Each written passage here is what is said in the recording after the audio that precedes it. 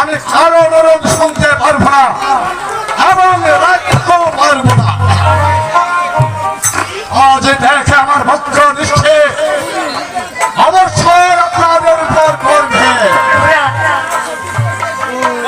যতদিন না সঠিক পথে ফিরে আসবে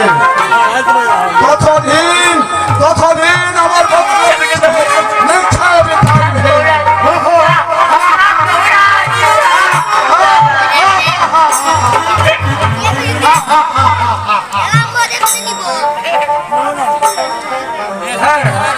আজ থেকে আমি ধর্ম কর্ম কিছু মানি না।